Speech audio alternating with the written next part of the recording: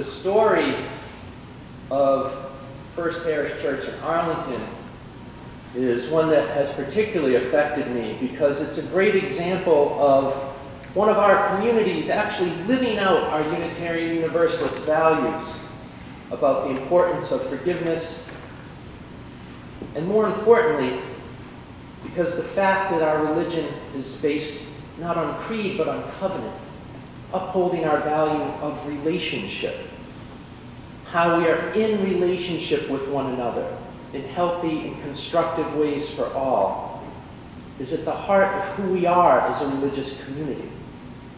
The Arlington Church lived out that belief.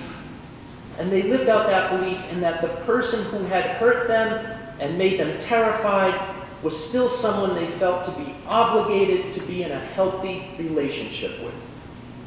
And then they got down to the really real-world hard work of figuring out how to do that. The process they used with the Arlington police and the court system is called restorative justice. The Center for Justice and Reconciliation says that restorative justice is a theory of justice that emphasizes repairing the harm caused by criminal behavior.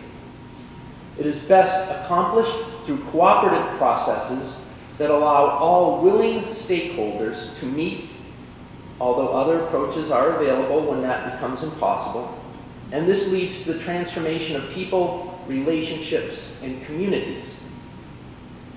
The foundational principles of restorative justice are crime causes harm, and justice should focus on repairing the harm. That the people most affected by the crime should be able to actively participate in its resolution. The responsibility of the government is to maintain order, but the responsibility of the community is to build peace. If restorative justice were a building, the center says it would have 4 corner posts: the inclusion of all parties involved, an encounter with the other side, making amends for harm, and reintegration of the parties into relationship with each other and the community. Restorative justice is a very different way of thinking about crime and punishment and our response to crime. Our response to crime focuses on repairing the harm caused by crime and reducing future harm through crime prevention. But frequently this just means being assigned a punishment for our wrongdoing, jail time, fine. Restorative justice requires offenders to really personally learn, understand, and take responsibility for their actions and the harm that they have caused.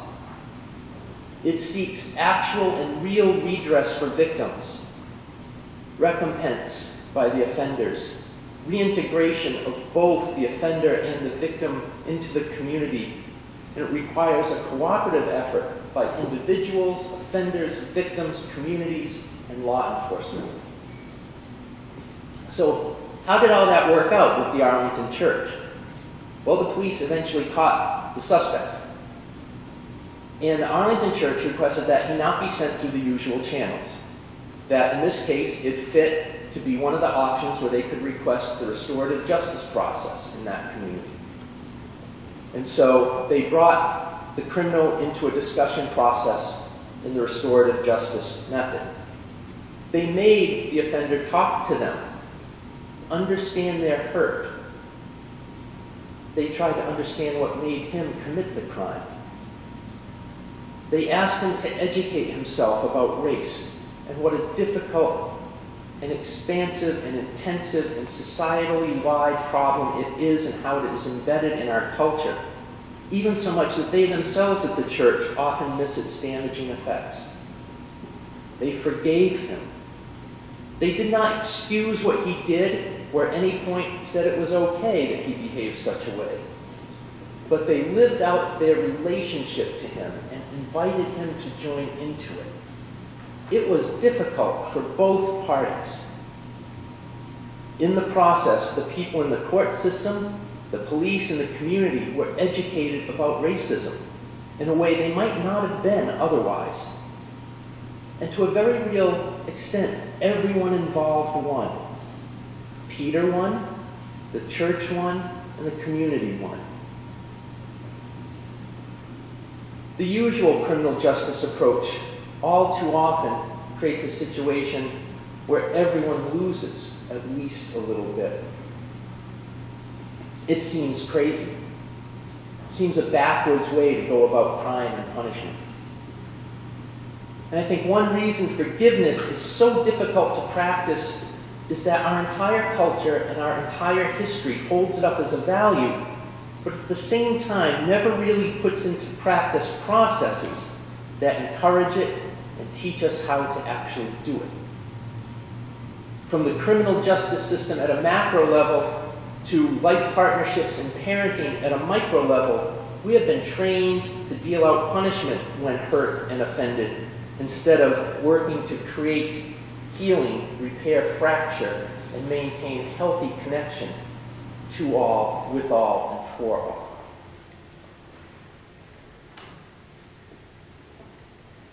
Thinking about justice in terms of relationship, repair, and forgiveness is completely foreign to the way our society has developed. It is ingrained in us that justice is retributive, that unless a punishment is suffered, there is no pain for the crime. Forgiveness may be nice and a great ideal, but it really has no place in justice. It's above and beyond. Forgiveness is an extra for the virtuous.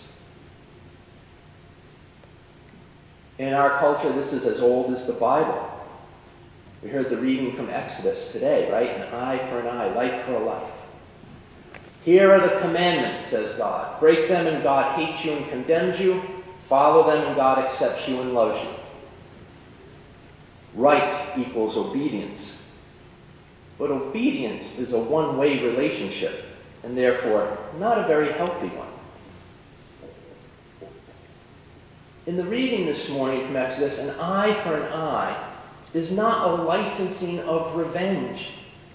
Instead, it is actually, by the people who wrote it, meant to be something that put a limit on revenge taking. An eye for an eye, limb for a limb, life for a life, one for one, but not more than one for one. For more, dealing out more in revenge leads to situations which in their time and culture escalated things extensively.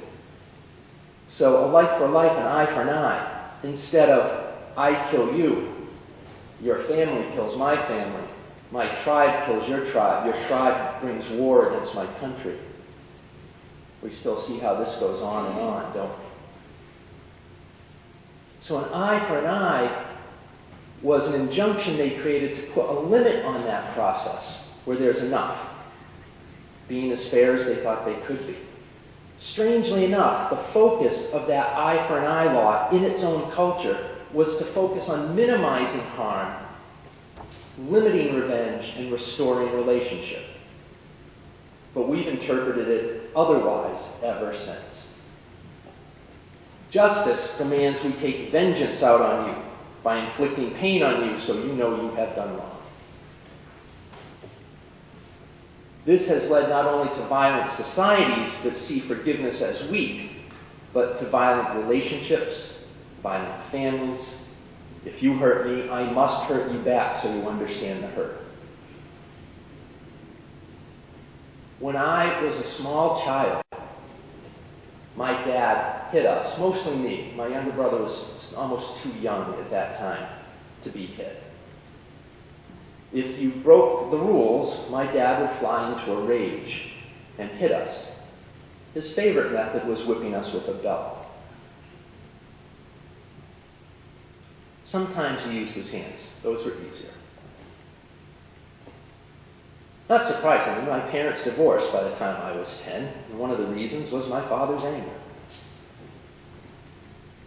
After the divorce, my dad actually got better with the anger and stopped hitting us.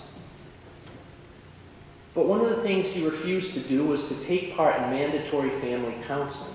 He went to a couple sessions, then in one of his rages, and I remember this vividly as a 10-year-old, screamed that he didn't understand why he was here. he had done nothing wrong, and got up and left and never came back to another one of them. That severed relational connection between me and my dad and my brother for a long time. Even though in many ways he behaved much better, he was actually one of the people who taught me about fairness and equity and social justice and things. So I'm really quite happy that one of the areas where our culture has made some progress with restorative justice is in the realm of parenting. In a restorative process, when things go wrong, offenders are taken through a series of reflections. What happened? What were you thinking? Who did you affect? Who was hurt? How can things be made better? More and more, this type of restorative process has become the way we deal with children. The way my father dealt with children becomes increasingly less and less a method that is practiced with vigor and enthusiasm. In my lifetime, I've seen parenting move towards this restorative justice approach. It's a much better path than being whipped with the belt in the bottom. Schools use the restorative justice process more and more. Who was hurt? Why did you do that? How can you make it better? This increasingly becomes a school disciplinary method instead of staying after school, suspension, and detention. With the restorative process forcing relationship in the contemplation and practice of forgiveness, instead of severing the relationship by removing somebody who committed a wrong from relationship with their class, their school, their teachers, and just isolate them. It's kind of like prison when you think of it. Restorative justice approaches with children at home and school are so important because they emphasize understanding. Why did you do that? Do you understand how it hurt someone else? This way seeks to involve young people in learning how to repair and not sever relationship when things go wrong. And when we teach this type of process to children and to each other as adults, what we are actually teaching is a method of forgiveness. Not that saying wrongs are okay, but how do we repair the hurt within the offender and within the person who is hurt? For when emotional and relational connections are severed, no one wins. And paradoxically, a culture built on retributive justice, such as ours, fosters a culture of power over in relationships. The concept of power over being so important and influential to all types of social injustice then grows. And we get ever more powerful and damaging ageism and racism and sexism and homophobia. All those related things. A power over society becomes a society where winning is more important than healing and seeking actual repair of relationship and justice. And our society is all about winning. There's a great scene in the famous 1980s movies, The Breakfast Club, one of my favorites. And it's a great illustration of this. 4 kids are sent for various wrongdoings to a day-long Saturday detention at their high school. So they're being punished. They broke a rule, they're paying the penalty. Retributive justice. And yet what happens while they're there together all day is they start to talk to each other. And through the talking, they start to understand why they did what they did and how it hurt the people they wronged. It wasn't a magic cure-all, but you see this process go on with them of restoring instead of just taking their punishment. And one of the things that emphasizes the culture of winning in that movie is one of the characters is an athlete, and he talks about why he bullied a kid. And he says it's the way his father treated him, right? It doesn't excuse it, but it explains it so vividly. You know, his dad's all about being winner. You must be a winner, Andrew. Succeed, win, win, win. No wonder somebody raised like that ends up being a bully. Or president.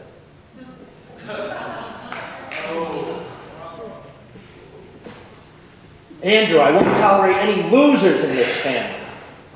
Win, win, win. Our entire culture is like this. Life is not to be experienced or savored or even struggled through. It is to be won. We use this as a common commentary on our daily lives. Oh, that wins. Fail, right? Has become our common language. You are either a winner or a loser, as the president so often reminds us on Twitter. For our politics, even, is not fostering healthy relationships between and among our people or making sure we treat everyone fairly. Our politics is about winning. We wonder why our government is fractured and politicians so divided that they can almost never work together for the common good. Because it's not about restoration and healing and justice. It's about power, getting one's way, upholding your ideology at the expense of what benefits the rest of society. Forgiveness and restoration and healing are weaknesses that get in the way of winning. Nowhere has this been more evident in the last couple of weeks than the debate over the health care bill. Republicans lost that bill because it was all about getting one's way instead of finding a real solution to the real problems of expensive health care. All they wanted to do was get rid of the other law. They didn't really work on how anything new would actually help anybody. Because it's not about that. Our politics is about winning.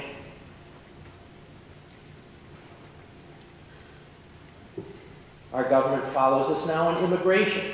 Just follow our new immigration rules. Don't question it. Certainly don't let the courts question it. It's about winning, not about figuring out whether we actually need a different policy for that or not, or if we're just doing ourselves more harm by having bans and such.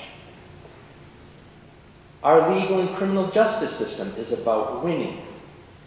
The result of our court cases, both criminal and civil, is who won the case, not was justice served? Is repair and healing going to happen? Will the victim's needs be addressed? Will the offender not lose their humanity in the process?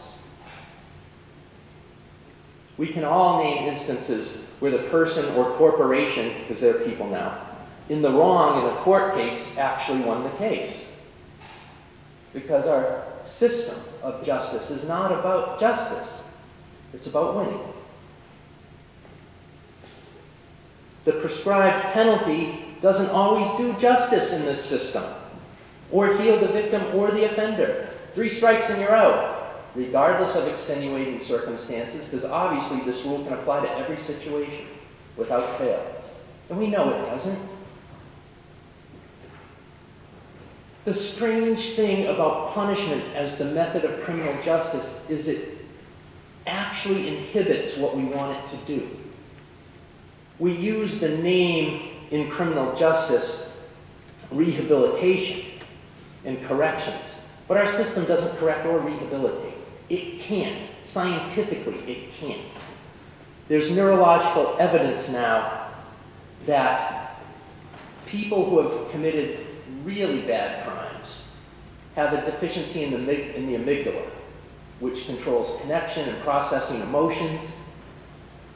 And our brains actually are continually growing and repairing themselves. Up to 20% of your brain is new at any given time. And so if our brains can continue to repair and heal, and people who are committing crimes have deficiency in the amygdala, one of the worst ways to inhibit brain growth is to sever people from relationship, put them in isolation or in relationships that are structurally unhealthy and enforce their own internal isolation.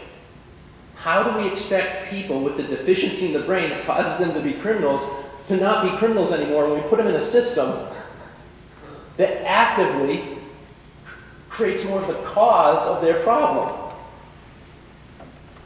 It's because we're about retribution and not restoration. Our relationships are the same. We get in fights with loved ones, and we get in arguments, and we pull out things we know will hurt them, so we can win the fight. Prove that we were the most wrong in this relationship. And then we'll give them back the emotional pain and anger they gave us, or resentment in equal measure. In a society that's all about winning and retribution, there is no need to practice forgiveness. Because winners don't ask forgiveness for winning. It's not necessary. Forgiveness requires that we go beyond winning and retribution and matching an offense to a prescribed punishment. Forgiveness requires we go beyond revenge and having power over one another. Part of the success of restorative justice approaches, be they in the home or the school or in prisons, is that they focus on creating win-win situations where every participant gets at least some measure of healing and fairness and restoration. Philosopher James P. Curse, in his book Finite and Infinite Games, suggests there are two types of games, finite and infinite. Finite games are played for the purpose of winning. Infinite games are played for the purpose of continuing the play. Finite games are bound by rules within which, in the framework of the game, there is a winner and loser. For example, Monopoly, football, poker, politics, law, relationships, criminal justice. There are a multitude of finite games. We are conditioned that finite games are the only kind. But, as Kirsch reminds us, there's one other type of game. An infinite game. And there is only one infinite game, where the goal is to continue the play and continually to bring more people in as players. When we treat life as a finite game, we have trouble with forgiveness. But when we treat life as an infinite game, where the purpose is to continue the play with as many people as possible, and then treat each other not as opponents but partners, then we begin to seek not punishment but pardon. Our system of retribution inhibits and actually discourages the practice of forgiveness. But restorative systems of justice encourage the healing and repair of relationship necessary for that very forgiveness.